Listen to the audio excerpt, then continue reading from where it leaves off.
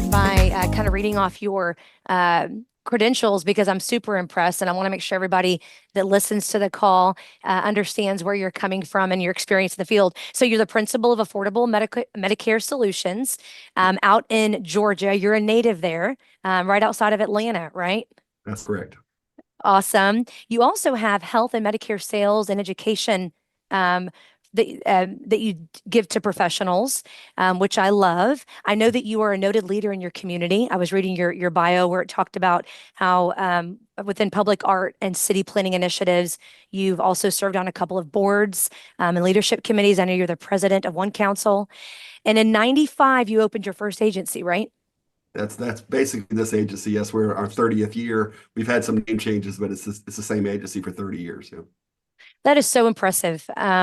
I mean, with the fluctuations and all the market and what Medicare specifically has done, that's incredible. And I know you now have 10 licensed professionals on your team with over 100 years of combined medical and healthcare, Medicare and medical insurance experience, which is That's correct. phenomenal.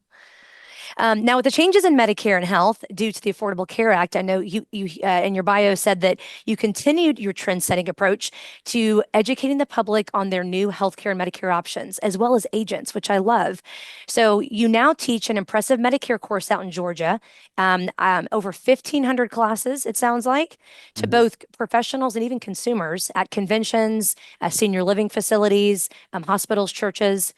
So AMS, which is Affordable Medicare Solutions, has a comprehensive YouTube learning channel covering all Yes, things that's right. Medicare. Is that right? Mhm.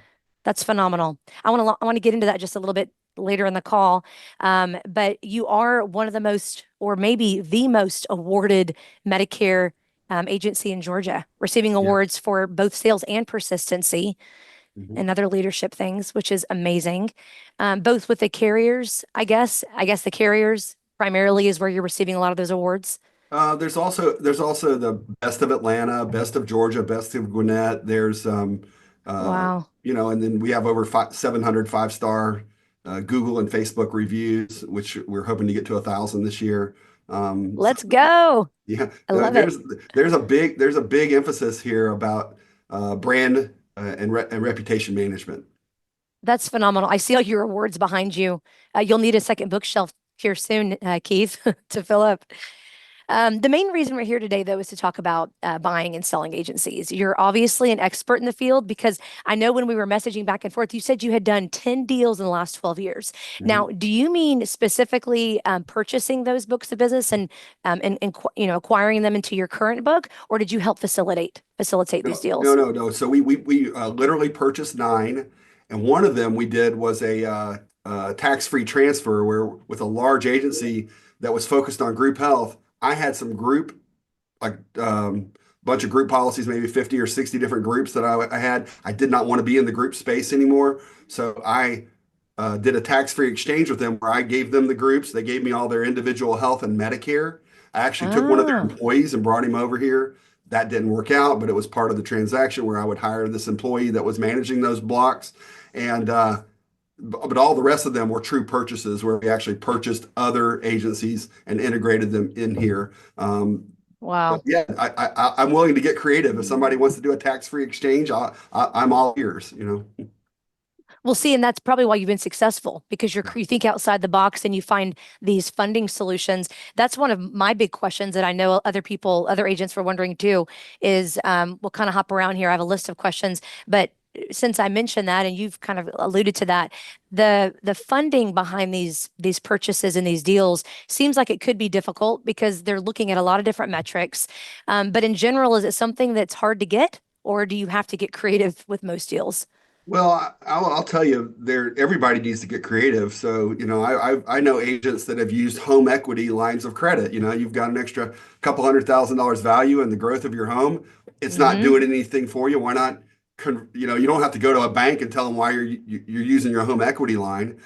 Right. Now, of course, writing it off on your taxes is you need to talk to your Different CPA story. about that because home equity lines are supposed to be for, building a new roof or a new deck or something, a pool. But you can use your money and use it in your business. I've used family money. My dad has allowed me to treat him as a family bank before, where I've said, Dad, I need to borrow a little bit of my inheritance and I'm going to pay it back. He's like, yeah, that's fine. Give me a little bit of interest. And, we work out a little side deal with me and my dad. I've also used my own agency revenues Mm-hmm. to, of course, fund the purchase of buying agencies. So I can take, a portion of my profits and just reinvest it in buying other agencies. That's the easiest thing. The hardest thing is to go into a money lender. Right. The first place you'd want to be is with your own personal banker, because your personal banker should know your business. If he or she does not understand how you make money, you have failed in the relationship. So you need to be taking your personal banker out to lunch. You need to be going over P&Ls Mhm. of your Good point. business with them, so that when you walk in and say, "Hey, I'm thinking about buying another little agency. I'm You have making that $1 million a credibility. year here, but I want to add another 100,000." They understand the language, Mm-hmm. but often they'll start out saying, "Look, Keith, we don't really care about, you're not doing a big purchase here. It's 100,000 or 150. Why don't we just open you up a capital line of credit?" Beautiful. Okay. It's like a home Okay. equity line, but it's just a capital line of credit. The thing about a It's capital line of credit, revolving. it generally has to be closed out every year.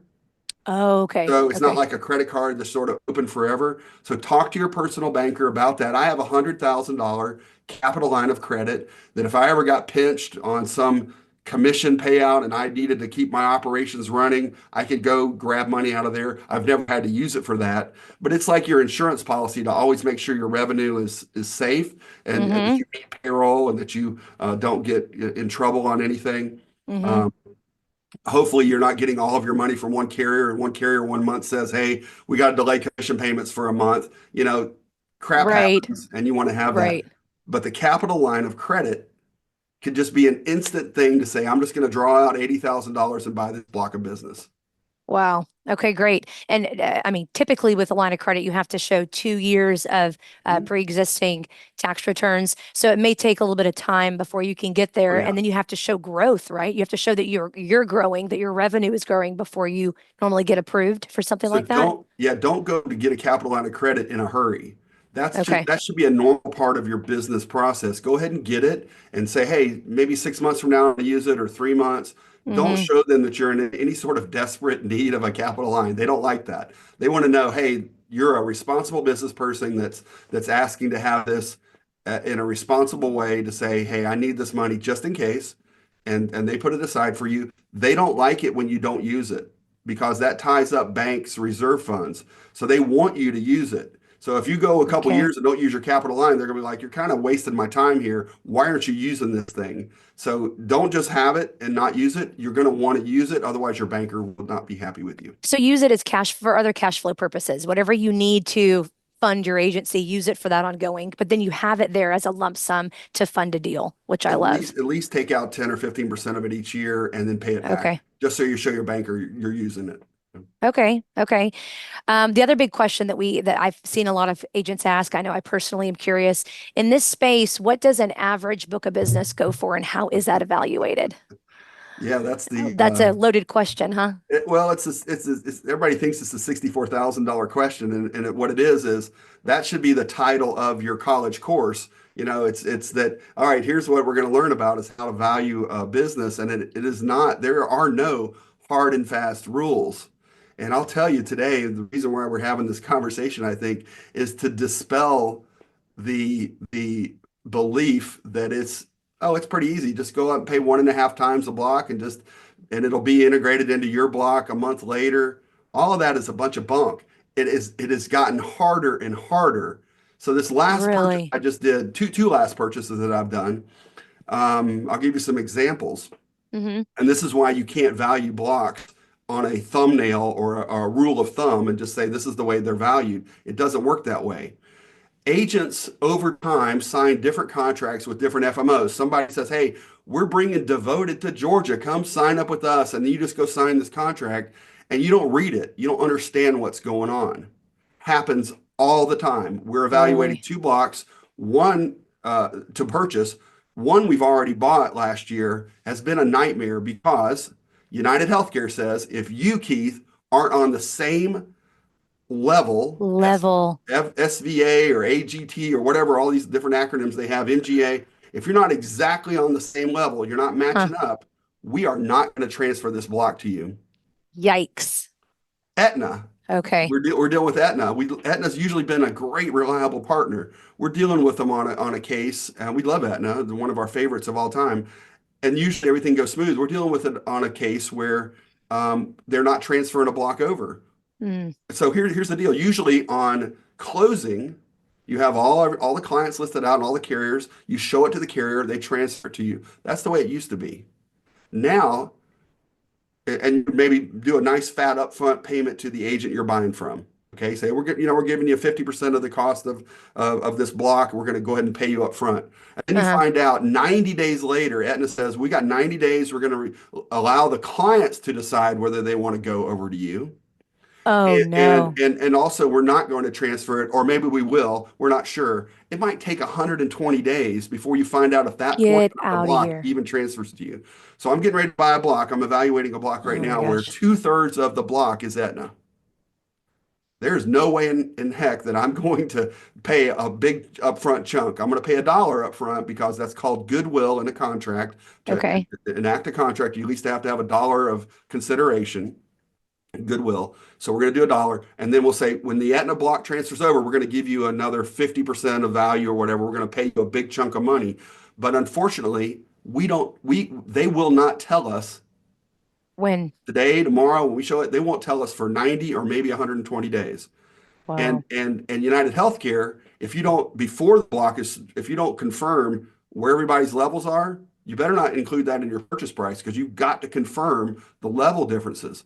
And I Mm. could go on for hours about all of these traps. And agents out there are like, oh, I'm just gonna, my friend Bob died, so I'm just gonna give his wife his block's 100,000. I'm gonna give his wife $120,000, and we're gonna be good.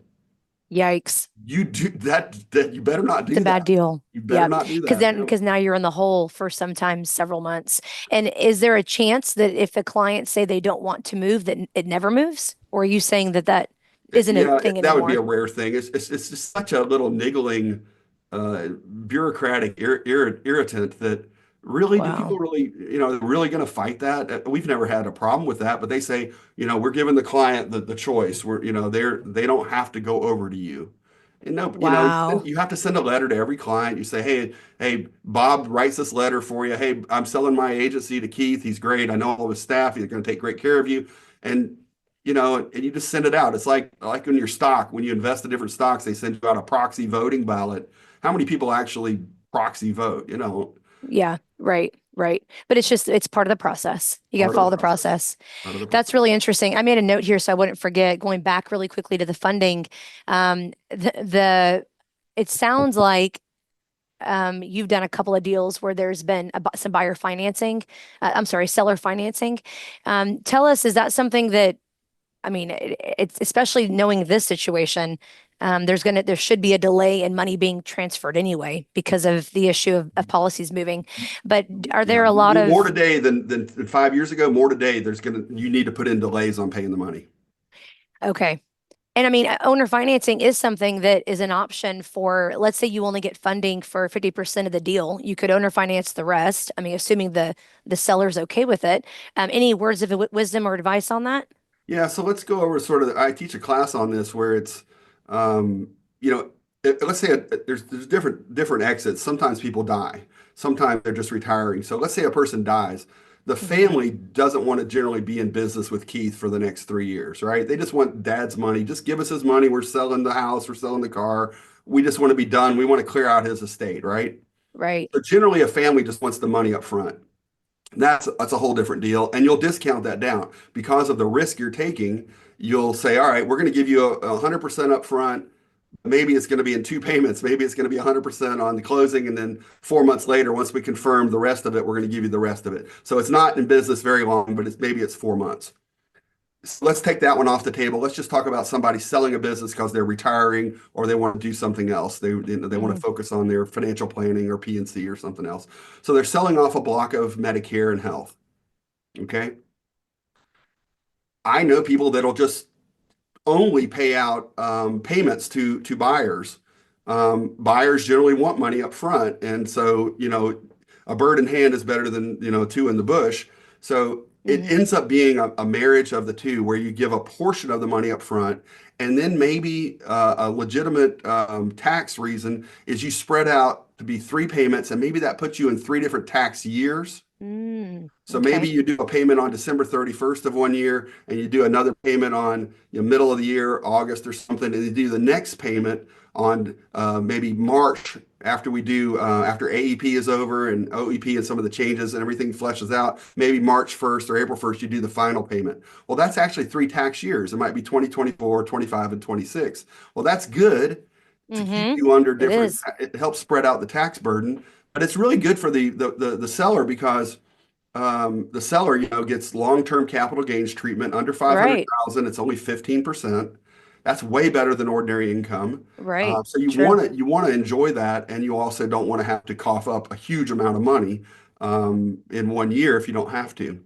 But see, that's a good point. Not only does it is it a good idea, probably a necessary thing for most buyers, but it actually benefits the seller too. Like you said, capital gains, if you can avoid that large 20% deal all up front, it's a win-win for both Well, you're parties. not going to pay 20% until it exceeds right at around 500,000. So Right. if you have a $700,000 purchase, the first 500 will be at 15%, the next 200 would be at 20%. Okay. Yeah, that's good. I love it. Okay. When you're looking at a book, Keith, what makes it valuable in your eyes? Well, it goes down. The first thing we look at is the style of the business. Are these leads being generated through referrals, through nice, good referral partners like financial planners and property casualty agents, group health agents? Do you have a good, solid reputation where you're receiving referred business, or are you building your entire business on live inbound leads from services, or you're buying direct mail or something like that? The quality of the lead determines the persistency. We all know this. A direct mail lead is not going to be as persistent as a referred lead. And the rule is a referred client is 70% more likely to refer you another client. Right. So That's true. the stickiness is huge. So we first look at the quality of the business structure, which on the marketing side. Then we look at the quality of the business structure on the operation side. Do they actually audit their commissions? Do they compare their book of business to their commission reports? So I have a Hmm. current one that this other one, this client that we just bought, about 20% of her Humana block that she thought she had, and she showed us, weren't clients of hers anymore. Oh no. So Yep. yeah, and 20% is a big number, right? Of course. And that happens a lot. So if people aren't regularly auditing their database, their book of business versus their commissions. So there's three things. You got your database at your computer, then you have the book of business report, and you got the commissions report. You have to mesh all three of those together, and a lot of agents don't. That's so true. Otherwise, there's no certainty behind any of the numbers. I mean, you have to. I'll have people that are, I think, are really good business people that are friends of mine and say, Keith, I want to sell you my block. And I'll find out, man, you're successful despite yourself because you don't have any clue of how many sheep you got in your flock. You're a horrible shepherd. A bunch of your sheep are falling off Right. the cliff. You don't know And where you've they no are. earthly clue.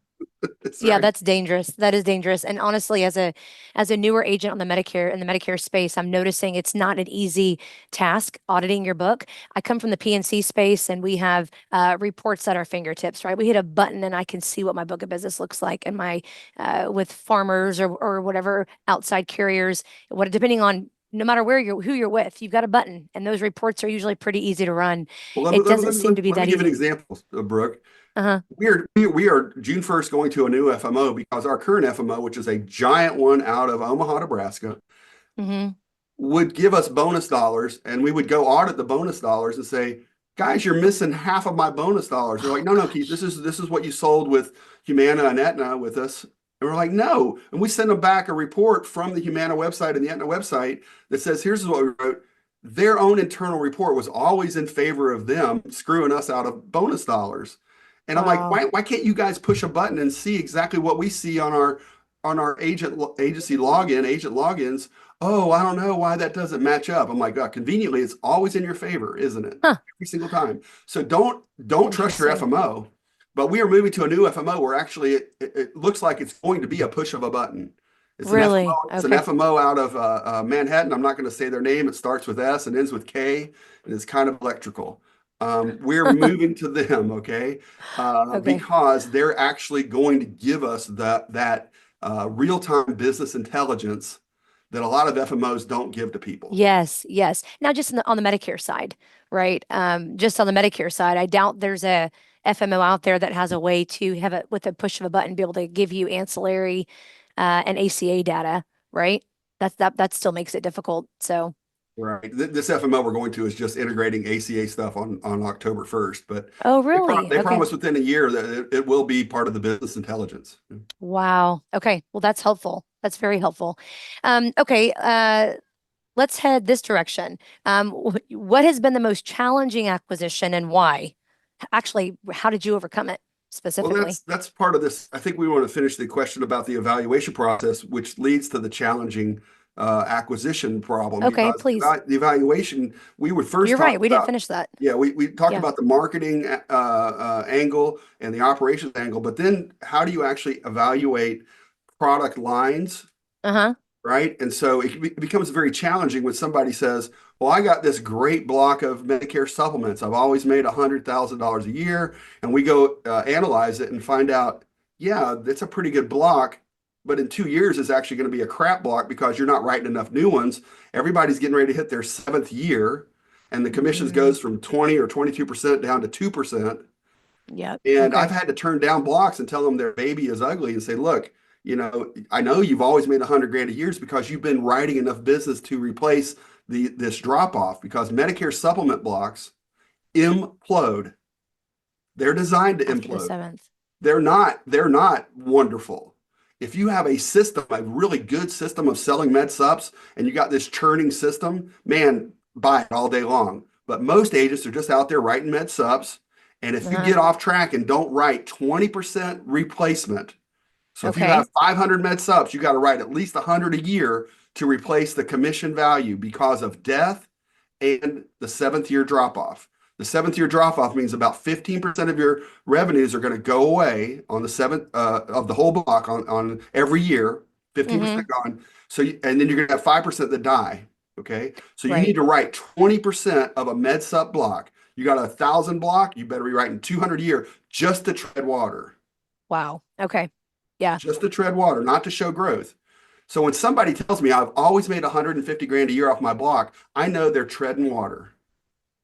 Right. All they're doing Right. is writing enough to replace To it. replace. So, Okay. so is it really that good of a block? No. Medicare Advantage is different because it's lifetime commissions. When you move them from Humana to Aetna to Anthem, you get the 320 or whatever, $330 of renewal commissions. And it's the same. It doesn't decrease over time. Right. The value is Although I still had a there. guy in Cincinnati try to sell me a block one time. He sent me his 1099s from all the carriers.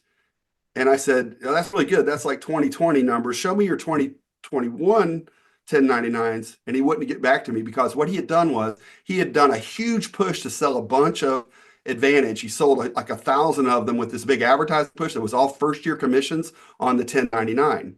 And I said, "I want to see your renewals." And he wouldn't respond back to me because he knew I knew the right question to ask. He was trying to sell his business Mm. based on that first The year, new business. new to Right. Medicare um, bump, and he realized I was smarter than the average bear, and I was asking him the right questions. Wouldn't get back to me. Huh. So you have Okay. to be very careful. Evaluate everything as renewal on Medicare Advantage, but then you have to go down and say, again, are these middle class and upper class clients, or are they lower income or D-SNP? Okay. You're going to Okay. have different persistency levels there. And if somebody says, "Yeah, I'm the king of D-SNP," well, bully for you. I don't want anything to do with your block to buy it because it's too hard to manage. They bounce around too much. They're not Yes. persistent and they're high service. They call you all the time for service. So no, I don't want to buy a bunch of D-SNPs. You want a good sprinkle of business. Now, one thing that comes to mind when I'm thinking about buying a heavy med set book is the potential to move them to Medicare Advantage when the time's right. I mean, that's a whole new to Medicare advantage bonus the agency would get. So it's an additional cash flow potential. Yes. But that's not a good way to look at it. You really just Well, need a good I, mix. I would have said no 2 years ago, but now we're seeing the 20% national rate increases. I think Hmm. the pressure on the dam is building where I think there's going to be a release where a bunch of people that were always Mets up are just going to say, I can't, I'm relenting. I can't take this anymore. $300 for my Mets up, and my friends are getting $3,000 of hearing and vision and other stuff. I'm Right, going to go right, try Advantage out. I right. think the dam is starting to break. I think we're Yeah. seeing cracks in the dam right now. So yes, you're right. I think there is a risk adjustment there that you can do. I wouldn't necessarily put that in a business agreement. That's as a business intelligence on your side to say Hmm. if you want to factor in, hey, I think I can turn 20% of these subs into Advantage. Good for you. Build that into your model. We don't do that yet. Right. I can see that's a legitimate deal. But there's also a whole thing about rewriting med subs. So every sup we have on the books, when it hits True. the seventh year, we're calling them to try to rewrite them and start them on Okay. commissions again. Yeah, that's true. But a Okay. bunch of people can't move. Yeah, because But of the I found, medical. like in Missouri, I had a guy that had a kidney transplant, and Missouri just put in their birthday rule. And I found out one of the carriers will pay me full commission on a birthday rule, and I moved him over to a new plan, cut his premiums in half. And Hmm. he's like, "Dang!" He goes, "I thought I was uninsurable because he just got a new kidney." And Right. I said, "You in Georgia, you're uninsurable, but in Missouri, boom, I got you." Wow. Yeah. That's awesome. Okay. Well, then, so it comes to evaluating, if we're looking at an actual multiple, it really, yeah, that makes it a difficult conversation because now we're looking at a bunch of different blocks and different values here and there. So you're gonna value each block. The Med Sup block you're gonna Okay. value, the ACA block you're gonna value, the Medicare Advantage block. On your spreadsheet, you're gonna be attaching values anywhere from one to at the very high end is 3x. It'd have to be Okay. the most pure, very, very good block to get anywhere near 3x.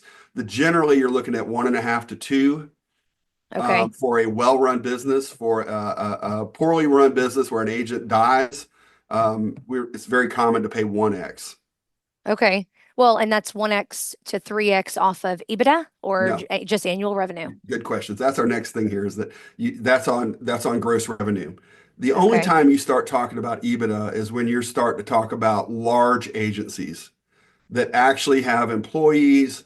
Like I've got 10 employees, my valuation, yeah, you might be looking at 10 to 12x on my agency on my EBITDA. So if Okay. I have $1 million of EBITDA, then you would do that. Even though my gross revenues might be way higher than that. You don't do that on a block where somebody's got $200,000 and it's just, somebody working out of the trunk of their car or their bedroom or their garage, or maybe they have a little rented office space.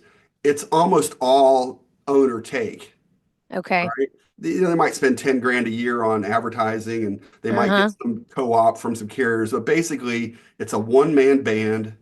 You use gross revenue. You're not going to do the marketing they did. You're going to integrate their revenue into your Right. marketing. That's You're right. going to into your model.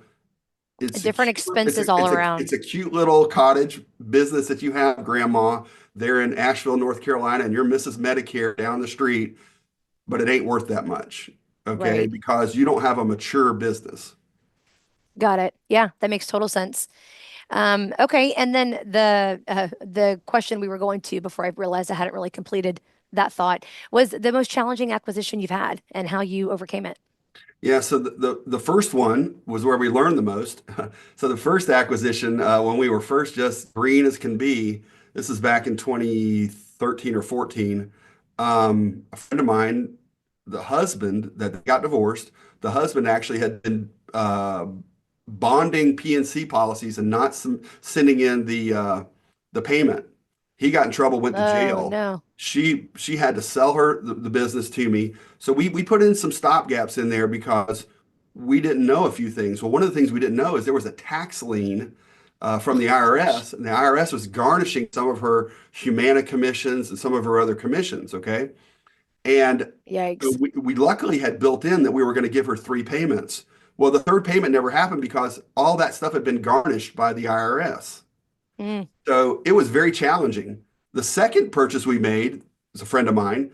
didn't tell me that he had a poison employee that thought the employee thought or had been promised he was going to get that business. Well, he illegally copied all the database and everything. So we actually have a Oh, clause no. in our contracts now about poison employees. You have to tell us, do you have any disgruntled employees? Do you have anybody that you're worried about? Well, this guy, my friend, should have told me the guy had changed all the passwords, locked him out of Mm-hmm. the telephone system. I mean, it was nasty.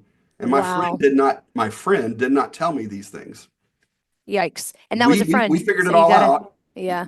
and the guy literally had done huge HIPAA violations. The guy should have gone to jail, the employee, but it's just a nasty little office dispute. But you can't Mm-hmm. copy a database with 3,000 people in it and just think that that's okay. That's highly illegal. Yes. Right. So Wow. now the last one. Now the reason why I can't say any one is worse than the other one is that the dynamic of the market keeps changing, and carriers now, especially in ACA, are getting very, very hard to transfer clients over. Like on the Okay. ACA, it's almost one by one by one, you have to transfer them over. You can't do a blanket transfer. Oh, Under no. the Medicare, you can Right. if all the other elements are right. Um, Huh. and it has gotten very sticky. There's no industry standard. United Healthcare will do something different than Aetna or Humana or Anthem.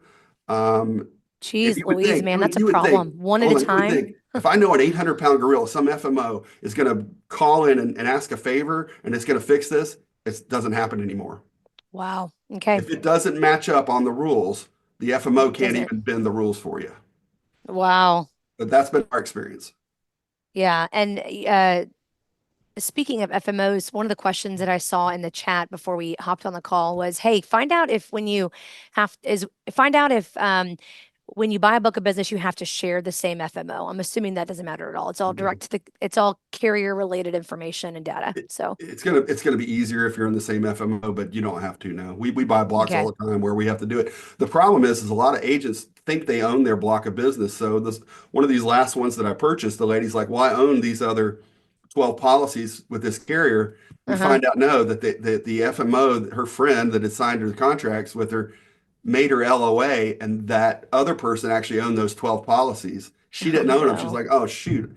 I got another guy we're evaluating right now, and now he knows we've already checked it. He's got like 50 policies that he doesn't own that somebody else owns, but he's getting Oh the no. commissions, but he can't sell them. He can't sell the Because he policy. doesn't have the ownership right. He doesn't have the Wow. ownership." Yep.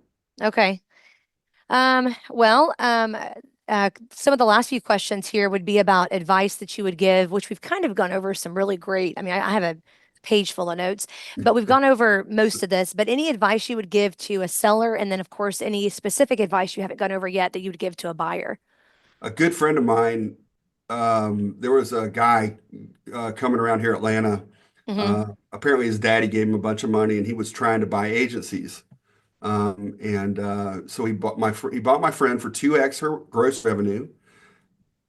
6 months later, she had to sue to undo the deal. He had given her a $1.2 million check. She actually kept it in her desk drawer, never deposited it because she found out he didn't have an office manager. He did not have any admin people to service it or anything. He had been telling her all this stuff and she didn't do any due diligence. And she realized after the close, this guy is going to, all my business is going to just collapse because he actually just was some rich princeling that dad said, "Hey, I'm going to set my son up in business. Go out here. Here's $5 million. Go out and And buy had some no businesses." intention to actually run it.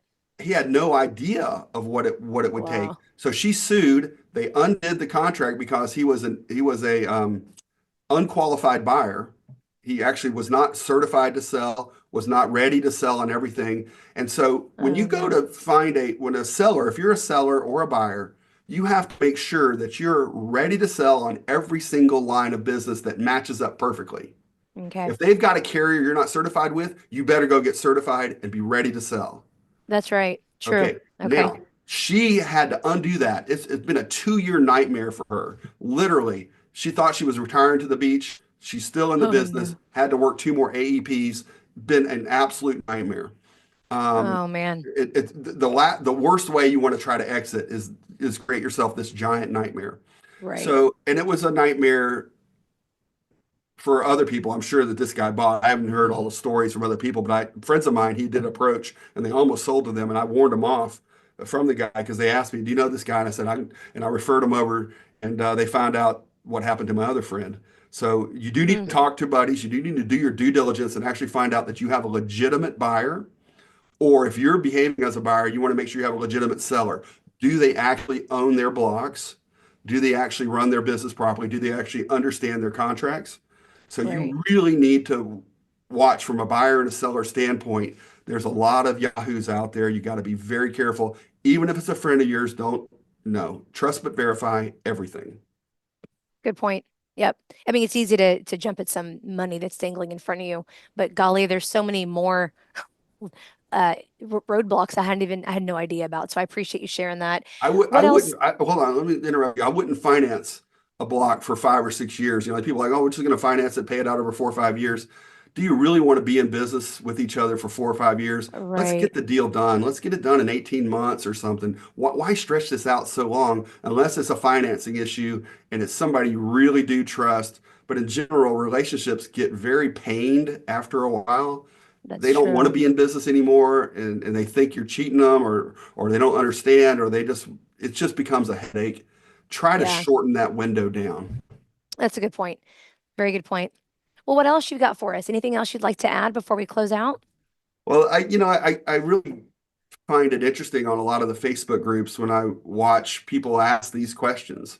You know, like, well, just give me the simple answer. Right. They're asking for a shortcut. There is no shortcut in this. The shortcut is you can lose your shirt real quick if you don't know what you're doing, both as a seller and a buyer. And when you hear people say, well, you know, that's a weird offer that somebody else got, you know, 8 times, 8x, and I'm only getting 2x. They don't even understand the definition of EBITDA versus gross revenue. Right. Right. So you Right. got to actually understand the language because people bandy about terms all the time. And just remember, if it's a block of business, you know, 300 or 400 thousand dollars or less, that's basically owner's take. You know, it's a one-man band, or maybe you got one or two admin. It's not the same as a business that's a mature, full corporate business with you know Establish staff and operations and operations right. managers and true Right. budgets and things. So Yeah. there's a different Makes sense. species to everything, and then it even gets further defined down. You know, you got dogs, but what breed of dog are you? Let's find out on Medicare Advantage, Medicare Supplement, ACA. How are you actually developing your clients? How are you servicing your clients? You know, what is your culture? Right. What are your ethics? Right. You know, are Right. you a set it and forget it agent, or are you an agent that uh, Follows through. preaches, let's do annual reviews, let's make sure Right. the clients are taken care of? Do you provide other services like we don't do drug reviews anymore? We used to always do drug reviews. We don't do them now. We send them a video, we send them a flyer. Here's how you create your Medicare account. Here's how you do your drug review for our Med Sup clients. Now, for our Medicare Advantage clients, we're going to do that all day long. Right. But we had to change our culture to say, hey, it's pretty easy now and we're okay about giving up the revenue. But when somebody's brand new to us, we're going to write a drug plan when they first come in, but then we're going to teach them, you're going to do this DIY yourself from now on. Hmm. You need to find out. I have a lot of agents out there that just all they do is write med subs, and they've always told people to go to the Medicare website, and they're just set it and forget it. They're like, I don't Huh. provide service because I'm selling people med subs. I'm like, well, you're really, really wrong because you're losing out on referrals, you're Yeah. losing out on goodwill, you're losing out on the chance to rewrite these people. Why are you Cross ignoring your sells. clients? Right, right. Absolutely. No, that's a good point. So I've heard evaluate each book of business, each block of business completely needs to be looked at independently. The audit has to happen first, of course. Then you're going to look at other things like the persistency and lead sources. I heard you say that earlier. How are agents getting the business themselves? Is it all Mhm. referral based or is it sprinkled in with leads that are purchased or inbound calls? And then I also heard you say check for tax liens. I wrote that down. That's an interesting thought, something I would have never thought about and could have Yep. been screwed over easily, not knowing that. Um, it's not an easy calculation. 1 to 3 times gross revenue is a normal, maybe a higher multiple on EBITDA, but every business is going to be run differently. That's what's interesting to me. It makes more sense that you would look at gross revenue and not EBITDA because expenses are going to look different based on the business owner running it. So to me, Yeah. that makes sense. And this has been great. Hey, tell us the course that you're running and how we can Well, so get more information so I about it. I used to teach it on a regular basis. I taught it to a Las Vegas convention this year, but it's just basically on two things. One is succession planning. So succession planning is how do you prepare your agency in case you get hit by the fruit truck today so that your family can sell it and it's sellable, Hmm, or how can you just exit out because you want to build it up to sell it and exit out and retire. That's right. that's one thing that I've taught many times over the last 12 years. Okay. I only taught it once or twice this year on invitation, and I'm happy to do that for you if you ever want to do that. But the other part of that is teaching commissions versus persistency. It's another subclass of that to say to understand that the difference between 80% persistency and 90% persistency is a 50% difference in income over 10 years. So if you were going to make That's $1 million true. at 80%, you're going to make 1,500,000 at 90%. That's right. It is a compounding effect, and agents do not pay attention to their persistency. All they worry about is sales and rewriting, and they don't actually look at how am I actually keeping 90% of my clients. The target should be 90% plus. Okay. You're not going to keep them all because Right. people die and they move, they get Medicaid, they have strokes, the kids take over. You lose clients naturally. And I always laugh when clients tell me, agents tell me, oh, I keep all my clients. You're a fool. Nobody keeps all their Death is a part of that. So, clients. That's right. yeah. Well, that's great. Really good stuff. And so there's not really a course that you have online that's been that's available for people to kind of just purchase into. They're Well, individual in last person. summer I did a 6 week course, broke that out into 6 classes for Joanna Wickoff of Top Flight Insurance and her Medicare Mentors Media. So I'll Okay. give her a shout out to that because she actually plugged it in there. She has it housed there. We did a 6 week course on evaluations, on this persistency, on all of these things. There's six 1 hour sessions or 45 minutes to an hour. And Okay. that's Joanna Wickoff, Top Flight Insurance, Medicare Mentors Media.com, I believe. Yeah. Okay, great. Well, I'll go check it out. I didn't get a chance to introduce me at the beginning of the call. And Keith, even you don't know much about me, but I have an LOA shop in North Houston. We came from the Medicare space and I'm sorry, the PNC space, and thought, you know what, this is going to be easy. You just kind of plug and play, right? It is not, and Medicare is a monster. It really is, and it's taken us a good year to understand what the heck we're even doing. So this has been great to learn. We are a big believer in putting in good process and for operations to run smoothly. I know that if in order to achieve a desired result, you have to have process. No matter how big you want to be or how small you want to be. For you to be able to be successful and sell this thing off at the end of the day when you're ready to retire, if process isn't in place, you'll have a mess at the end of the day. And so I'm a big believer in that. I also have learned from the PNC side because we do build those scratch and sell them off, is that if you don't build it from the beginning to exit, then you're making a big mistake. And so knowing this stuff, even if I'm only a year in and I plan on keeping this thing for 15 years, knowing what I know now from this conversation is something I can build into my operations day in and day out. And so I think that's really good stuff. And I so appreciate your knowledge and your expertise and information on the matter. I'm It's glad to been help great. out. And, people can contact me if they have questions, or they can Okay. send them through you. But there's only one Keith Nabb in the United States that does Medicare. The other one's a really smart, other Keith Nabb in America is a really smart math professor. Okay. Luckily he's not a known criminal or anything, but it's pretty easy The to find Keith. confusion. It's pretty Yeah. easy to find Keith Nabb. I'm the only one. So Awesome. Well, thanks so much again. We really appreciate it.